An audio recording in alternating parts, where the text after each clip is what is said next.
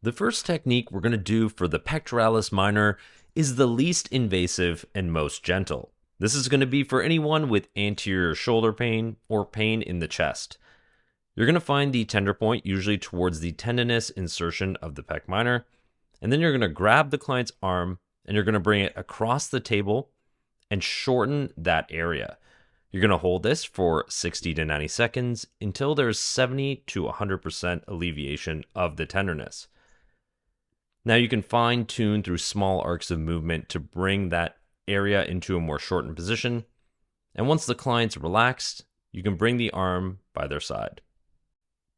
This is a general palpation for the pec minor. It can be a combination technique, pin and stretch, trigger point release. They sometimes call this the annoying little brother due to its relationship with the pec major. So I like to be on my knees, so I'm angling my fingertips upward and then curling in.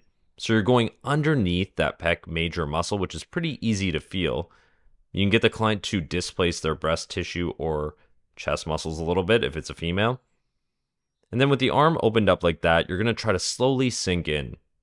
Once you feel like you're on the right area, then you can get the client to place their hand and wrist on your arm and get them to take some nice deep breaths in and out as you slowly slide down along those ribs, feeling out that pec minor underneath the pec major. Now, a way to relax this area is to get the client to contract their rhomboid muscles, and they can pull back, kind of pulling their shoulders back, contracting those two rhomboid muscles.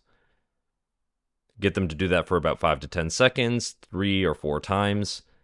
Then get them to relax and sink even deeper, and you can kind of move your fingertips back and forth, relaxing that muscle.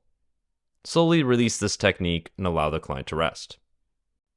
For the muscle energy technique, the client's going to be in supine, and they're going to raise their arm and place their hand over their head.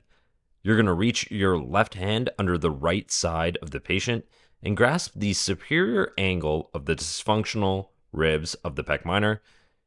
And then you're also going to place your other hand over the anterior aspect of the patient's right elbow. You're going to get the client to push their right elbow against your right hand, and they can slowly inhale during the contraction, hold for 3 to 5 seconds, and then get them to relax. After they relax, then you're going to place a traction down and up.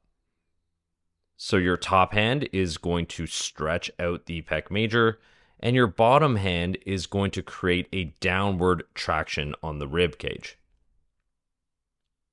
You're going to do this 3 to 5 times, and then you could reevaluate for range of motion at the pec minor.